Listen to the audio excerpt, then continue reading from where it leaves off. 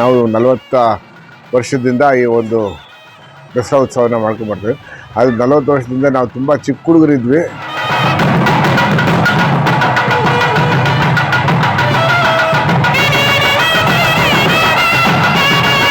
ಚಿಕ್ಕ ಹುಡುಗರಿದ್ದಾಗಿಂದಾನು ಸ್ಟಾರ್ಟ್ ಮಾಡ್ಕೊಂಡ್ಬರ್ತಾ ಇದ್ವಿ. ಜನ ನೋಡೋಕೆ ಬರೋದು ದಸರಾದಲ್ಲಿ ವೆಂಕಟೇಶ್ವರ ಸಂಘ ಯಾವಾಗ ಬರುತ್ತೆ ಅಂತ ಕಾಯ್ತಾ ಇರ್ತಾರೆ.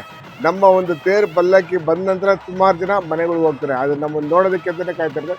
ಹೋಗೋಕ್ಕಿಂತ ಮುಂಚೆ ಲಕ್ಷ್ಮಿ ಇಲ್ಲ ಮುಂದಕ್ಕೆ ಹೋಗುತ್ತೆ, ಇಲ್ಲ ಲಕ್ಷ್ಮಿ ನಮ್ಮ ಹಿಂದಕ್ಕಾದ್ರೆ ಬರ್ತದೆ. ಎರಡು ಜೊತೆಗೆ ಸೇರಿಕೊಂಡು ನಾವು ಜೊತೆಗೆ ಒಂದು ಅನ್ಯೋನ್ಯವಾಗಿ ಕರ್ಕೊಂಡು ಹೋಗ್ತಾ ಇದ್ವಿ.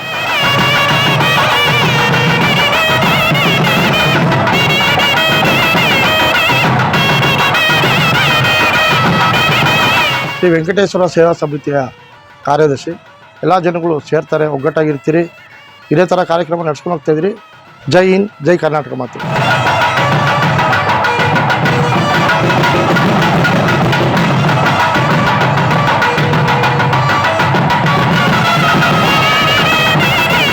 ಈ ಒಂದು ಎಲ್ಲ ನಮ್ಮ ಫ್ರೆಂಡ್ಸ್ ಅಂತಂದರೆ ಎಲ್ಲರೂ ಸಂಘ ಸಂಸ್ಥೆಯ ಒಂದು 50-60 ಜನ ಇದ್ದೀವಿ.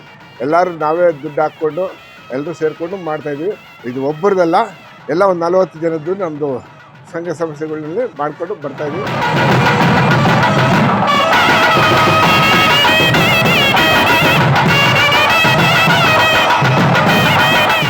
ನಾವು 40 ವರ್ಷದಿಂದನೂ ಮಾಡ್ಕೊಬರೋವಾಗ ಪ್ರತಿ ವರ್ಷವೂ ಬೇರೆ ಬೇರೆ ಥರ ಮಾಡ್ತೀವಿ. ನೋಡಿ, ಈ ವರ್ಷ ನಾವು ಬಂದ್ಬಿಟ್ಟು ನವಿಲನ್ನ ಮಾಡ್ತಾಯಿದ್ದೀವಿ.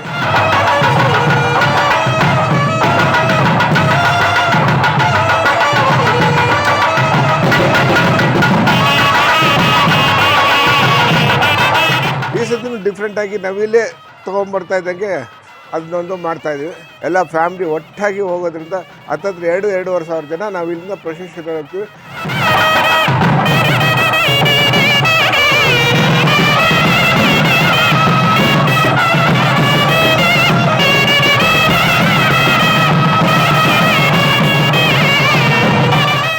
ದೇವಸ್ಥಾನಕ್ಕೆ ಬಂದು 22ನೇ ತಾರೀಕು ಪಟ್ಟಾಭಿಷೇಕ ಕುಣಿಸ್ತೀವಿ.